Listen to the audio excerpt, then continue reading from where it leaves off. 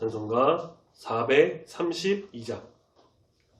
찬송가 432장 찬양합니다.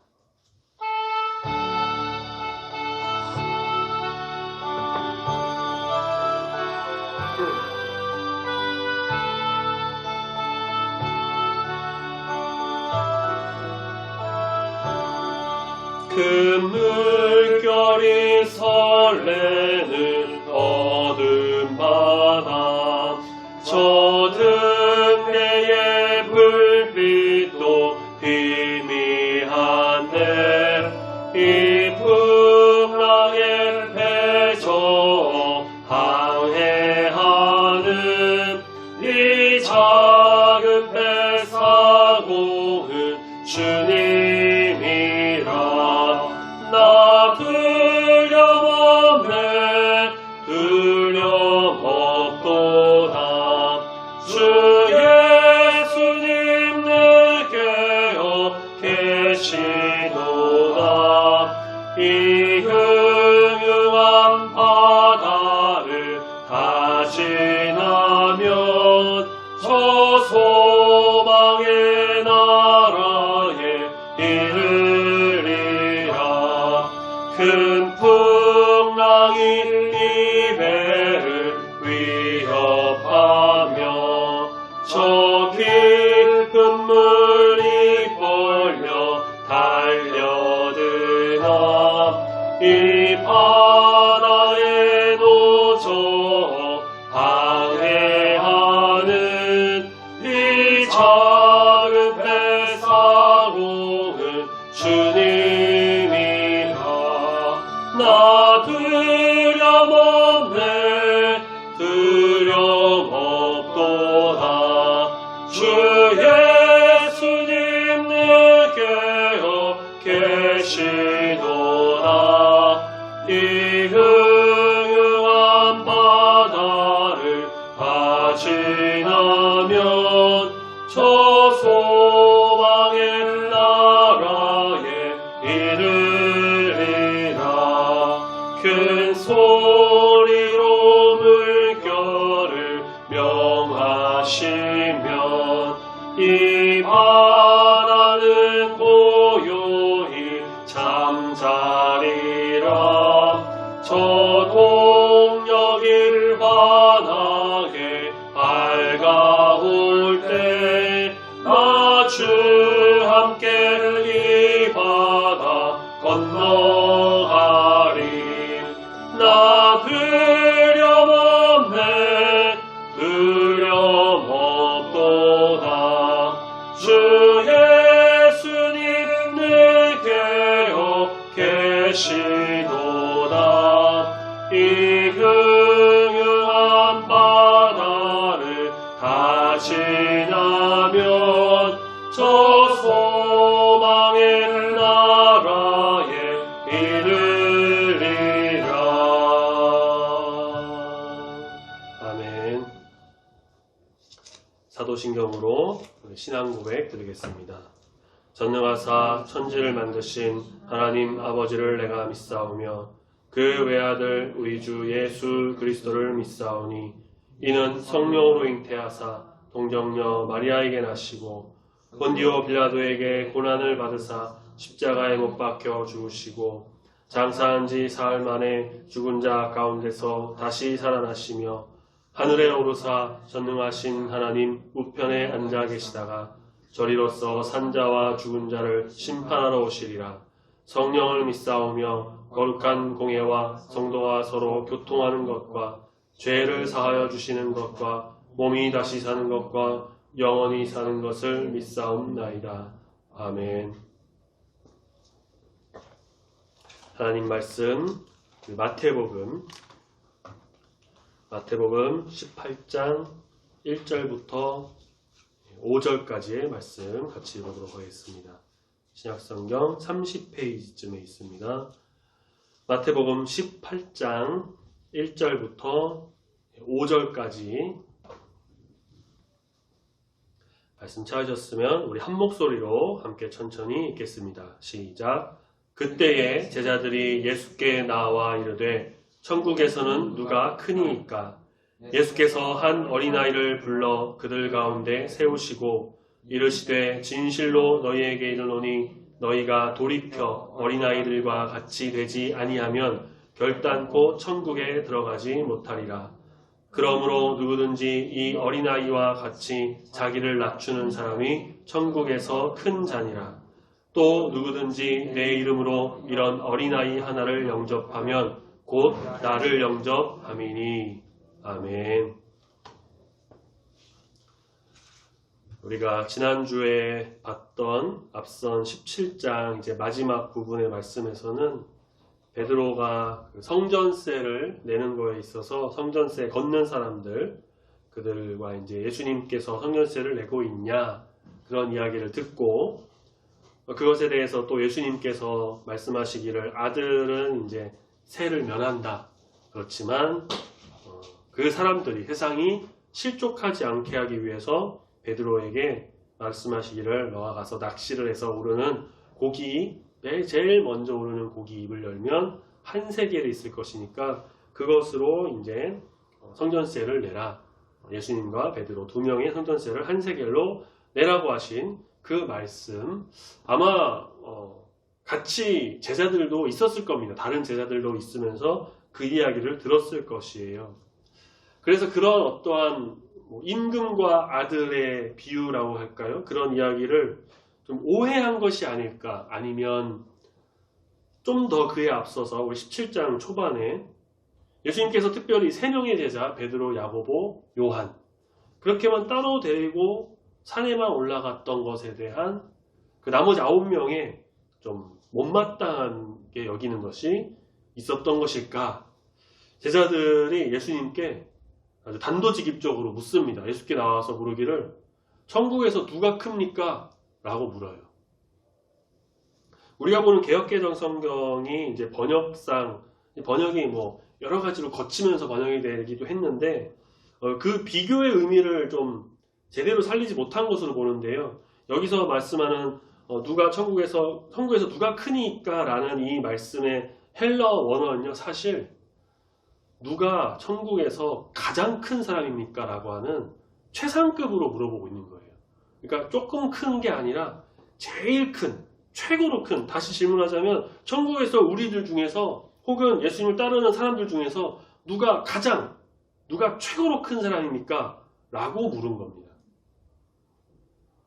당시 이제 헤롯 대제의 아들들이 그 지역 분봉왕, 이 분봉왕은 조금 작은 지역들을 다스리는 그런 통치자를 말하는데요. 아들들이 그런 분봉왕으로 다른 지역들을 좀 나눠서 이렇게 통치를 하던 시절이니까 제자들의 어떤 상상의 나래가 거기까지 펼쳐진 게 아닐까라는 생각을 해볼 수 있어요. 지금 제자들의 이 질문은요, 사실 좀 심각한 문제를 안고 있습니다. 그것이 무엇이냐면 천국에서라는 표현은 그들이 지금까지 예수님 안에서 경험한 천국에 대한 어떤 이해를 반영하고 있는 겁니다. 그 맥락상 최소한 제자들은 세상 나라처럼 천국을 이해하고 있다는 겁니다. 세상 나라나 천국이나 똑같이 바라보고 있다는 거예요. 세상 나라처럼 장차 새로운 어떤 천국이라고 하는 나라가 들어서게 되면, 즉 예수님이 왕으로 올라가셔서 그 모든 나라를 통치하는 하나님 나라, 천국이라는 나라가 된다면, 그래서 최고 군림하는 통치권자가 되신다고 한다면 그 예수님의 최측근이라고 할 수 있는 우리 제자들, 또한 하나님의 아들, 그러니까 앞서 베드로와 그 성전세에 대한 말씀에서 그렇게 이제 말씀하실 때 그 부분을 언급하셨으니까요. 아들들은 세를 면한다. 그러니까 하나님의 아들이, 자신들도 하나님의 아들이라고 여김을 받으니까 어떤 식으로든 이런 권력이 분배가 될지, 혹은 그 가운데 누가 또 가장 큰 권세를 누리고 가장 높은 위치에 오르고, 그런 것들이 어느새 이 일 내면에 어떤 세속적인 욕망이 가득 차 있었던 겁니다. 하지만 하나님의 나라는 그런 곳이 아니죠. 예수님은 천국이 이 세상의 대항적이며 전혀 새로운 가치와 질서로 작동하는 나라인 것을 시종일관 가르치시면서 보여주셨습니다. 예수님께서는 주변에 있었던 것으로 보이는 한 어린아이를 불러서 제자들 사이에 딱 세우십니다. 2절 말씀에 그러죠. 어린아이를 불러 그들 가운데에 세우십니다. 이 가운데 세웠다는 것도 좀 의미가 있어요. 가운데라는 것은 조금 높임을 받고 좀 더 높은 자라는 것을 또 상징적으로 보여주거든요. 당시 사회적 통념으로 생각했을 때도요, 이 어린아이의 등장은 좀 상당한 충격을 제자들에게 줬을 거예요. 우리가 지난주일 오전 예배 때도 말씀드렸지만 당시 어린아이는 보호를 받아야 하는 존재임과 동시에 아주 상당히 미약한 존재, 좀 도움이 되지 않는 존재라는 인식이 강했습니다. 조금 심하게 말씀드리면요, 하찮은 존재. 예. 그게 이제 어린아이들에 대한 일반적인 인식이었어요. 그러니까 그런 어린아이와 가장 큰 자를 대조하십니다. 예수님은 그런 제자들이 오해했던 하늘나라에 대한 생각을 전면적으로 수정하시는 거였어요. 제자들은 자신들이 천국에 들어와 천국 백성이 되었다고 생각합니다. 예수님은 그렇다면 반드시 두 가지가 선행되어야 된다고 말씀한다고 볼 수가 있는데요. 먼저는 우리 3절 말씀에 보니까 뭐라고 말씀하시냐. 진실로 너희에게 이르노니 너희가 돌이켜야 된다. 돌이켜야 한다는 거예요. 그리고 어린아이처럼 되어야 한다. 이 두 가지. 그렇지 않으면 천국에 들어갈 수 없다. 지난주 말씀 우리가 봤던 마가복음 말씀 우리가 봤었는데요. 동일한 내용을 다루고 있는 말씀이 이제 마태복음 19장 바로 다음 장인데 우리 몇 주 뒤에 볼 말씀이기도 한데요. 예수님께서 말씀하셨죠. 천국은 이런 어린아이와 같은 자의 것이라고요. 그렇다면 여기 말씀에 나오는 이 돌이켜라는 건 무엇을 의미할까요? 영어 번역 성경에는 change라는 단어를 사용합니다. 변화되다, 바뀌다 뭐 그런 의미가 있는데요. 킹 제임스라고 하는 영어 번역 성경에서는 영어 번역 성경 여러 가지가 있는데 킹 제임스 번역이라는 게 있습니다. 거기서는 이것을 회개하다라는 뜻으로 번역했습니다. 그런데 사실 조금 번역이 잘못됐어요. 킹 제임스 버전은 번역이 조금 오류가 많이 있다라는 평도 있는데 킹 제임스라는 번역보다는 혹시 보실 때는 NIV, NLT라는 번역을 보시면 더욱 좋고요. 이 회개하다라는 그 의미가 아니라 그러니까 회개해야 천국 간다. 여기서 말하는 회개해야 천국 간다. 이런 교리적 진술로 쉽게 풀어내면 안 되는 거고요. 예수님 지금 이 본문 말씀에서는요. 그런 의미로 사용하신 게 아니에요. 너희가 회개해서 어린아이 같이 돼야 된다는 그런 의미가 아닐 겁니다. 제자들은 이미 모든 것이 새로워진 회개에서 돌아와서 하나님 나라에 들어와 있어요. 그럼 거기서 천국과 전혀 다른 세속적 세계관으로 사고하는 일을 이제는 멈추고 돌아서야 한다는 걸 의미합니다. 자, 그러니까 지금까지 가진 생각을 좀 포기하고 돌이켜서 변화되어서 예수님께서 가르치신 세계관으로 돌아서야 한다는 걸 말해요. 바로 자신들 앞에 있는 이 어린아이처럼 말이죠. 그 의미는 그 뒤에 곧바로 이어지는 구절에서 좀 명확하게 드러납니다. 지난주에 말씀드린 것처럼 어린아이처럼 우리는 순수해야 되고 순전해야 되고 또 순종하며 나가는 것이 정말 있어야죠. 근데 오늘 말씀에서 뭐라고 합니까? 4절에 누구든지 이 어린아이 같이 자기를 낮추는 사람. 자기를 낮추는 것. 다시 말해 겸손해야 한다는 겁니다. 겸손. 그런 자라야 천국에서 큰 자다라고 말씀하고 있어요. 예수님은 제자들의 사고와 세계관을 완전히 뒤집는 가르침을 말씀하고 계십니다. 어린아이의 어떤 모습을 본받으라는 걸까요? 예수님은 자기를 낮추는 모습을 계속 강조하셨죠. 어린아이는 당시 사회적 시스템에서 어떤 지위를 위해서 자기를 드러낼 필요가 없었습니다. 지금은 이런 속담도 있잖아요. 개천에서 용난다 라는 속담도 있고요. 가진 게 막 없어요. 그런데 정말 어린 시절부터 밑바닥부터 시작해가지고 열심히 해갖고서는 모든 것을 읽어내는 소위 자수성가했다라는 그런 표현도 있고요. 그런데 이 당시의 시대는 어땠냐면요. 부모의 신분에 따라서 존재가 결정되어 버렸습니다. 어린아이의 모든 것들이요. 어린아이는 철저히 부모에 의존해야 했습니다. 지위를 탐하거나 그것을 위해 경쟁하지도 않았습니다. 물론 지금도 어린아이들이 좀 그런 경향이 있고요. 타인 위에 군림하는 이기적인 모습도 없고요. 기꺼이 타인을 위해서 낮은 지위도 마다하지 않는 이 어린아이와 같은 자가 바로, 그렇게 낮추는 자가 바로 천국에서 큰 자다라고 말씀하고 계십니다. 어린아이를 대동한 예수님의 두 번째 가르침이 이어집니다. 천국에서는 자기를 낮추는 자가 큰 자라는 가르침은 이 타인을 또 어떻게 대우하느냐의 문제에 빛을 제공하는데요. 예수님은 이렇게 말씀하시죠. 누구든지 내 이름으로 어린아이 하나를 영접하는 것이 곧 나를 영접하는 것이다. 이때 어린아이 하나는요, 미천하고 보잘것없는 어떤 사람을 상징합니다. 그러니까 별 볼 일 없고 가진 것도 없고 쓸모없고 그렇게 생각해야 된다라고 하더라도 그런 사람을 마치 내가 정말 예수님을 맞이하는 것처럼, 예수님을 대하는 것처럼 바로 그렇게 맞이한다는 것은 낮은 자가 취할 수 있는 최고의 태도이다라는 것이죠. 이 가르침은 이미 앞서서 마태복음 10장에서 예수님께서 가르치신 바가 있습니다. 타인을 누구의 이름으로 맞이하느냐에 따라 그에 합당한 상을 또 받게 된다는 것입니다. 오늘 말씀은 참 지난주의 설교 말씀과 또 연관되어서 같이 생각해 볼 수 있는 그런 본문 말씀이기도 한데요. 예수님께서는 어린아이가 자신에게 오는 것을 막지 말라고 하셨고, 이런 어린아이와 같은 자가 되어야 천국에 들어갈 수 있는 자다라고 말씀하셨죠. 그래서 어린아이들처럼 정말 순수하고 순전하게 순종적이면서 또 말씀을 잘 받아먹는 그런 흡수하는 것도 있어야 합니다. 또한 오늘 우리가 본 말씀처럼 아이들은 겸손합니다. 겸손해요. 제자들은 근데 어때요? 어른이어서 그럴 수도 있지만 그렇지 못했습니다. 제자들은 예수님께 대놓고 물어봤어요. 누가 큰 자냐고. 그러니까 누가 더 높은 사람인지에 대해서 서로 싸웠던 거고요. 예수님과 따로 산에 갔던 그 세 명의 제자를 시기하는 것도 있었을 것이고요. 서로 말다툼을 벌이면서 교만함이 이들에게 있었던 겁니다. 교만함으로 자기들이 천국에서 가장 높은 사람으로 여기면서 그것을 두고 다투면서 예수님께 와서 물었습니다. 하지만 천국에서 큰 자는 바로 어린아이와 같이 자기 자신을 낮추는 겸손한 자입니다. 우리의 마음에 지녀야 할 것은, 우리가 항상 기억해야 할 것은, 우리가 갖춰야 할 것은 바로 이 겸손이라는 한 단어예요.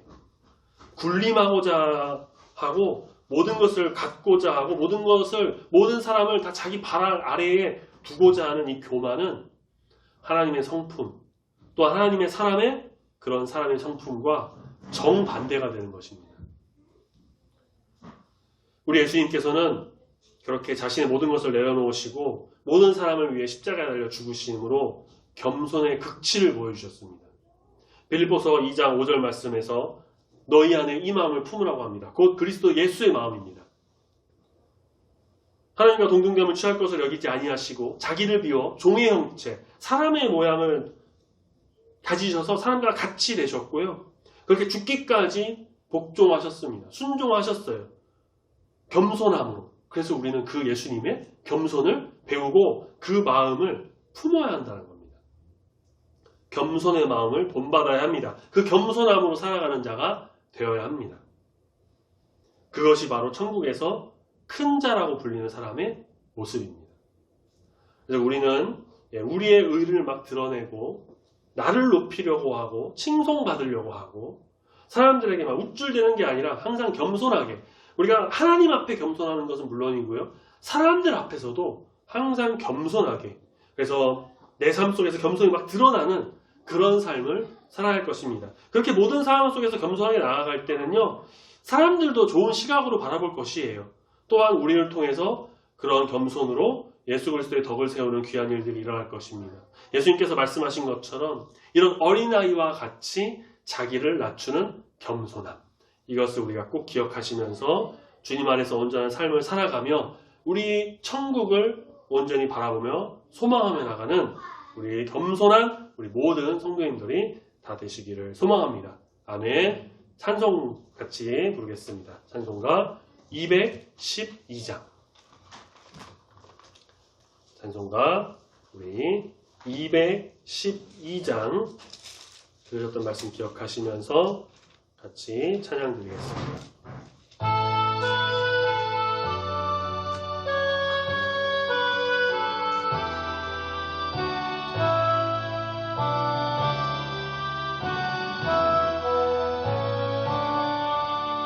겸손히 주를 섬길 때 괴로운 일이 많으나 구주여 내게 힘주사 잘 감당하게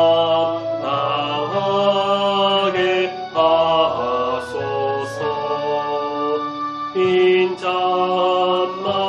빈잔말을 가지고 사람을 감화시키며 갈 길을 잃음을 잃음 잘 인도하게 하소서. 구주의 귀한 인내를 깨달아 알게 하시고 굳건한 믿음 주셔서 늘 승리하게 하소서. 장래의 영광 비추사 소망이 되게 하시며 구주와 함께 살면서 참 평강 얻게 하소서.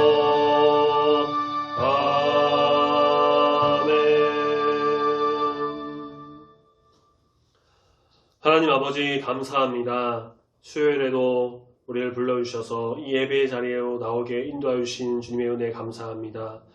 주님, 제자들은 그저 자기들이 더 높은 자리에 올라가고 싶어서 높은 자로 여김받고 싶어서 또 시기와 질투로 인해 다투다가 예수님께 천국에서 가장 누가 큰 자인지를 물었고 예수님께서는 그들 앞에 그 가운데에 어린아이를 세우시며 이 어린아이와 같이 자기를 낮추는 자가 바로 천국에서 큰 자라고 말씀하시는 것을 오늘 우리가 보게 됩니다.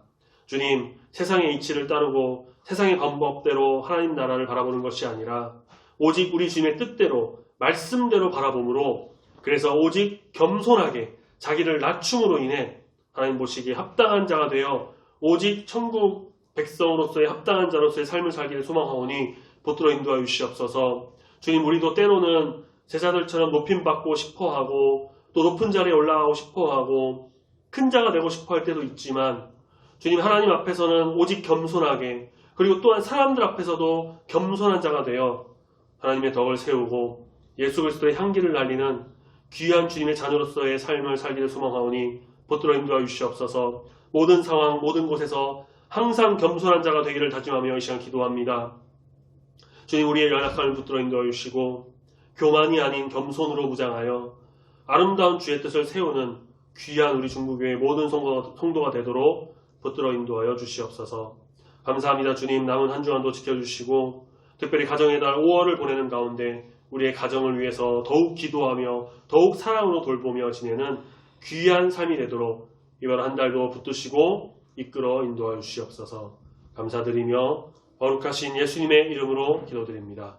아멘.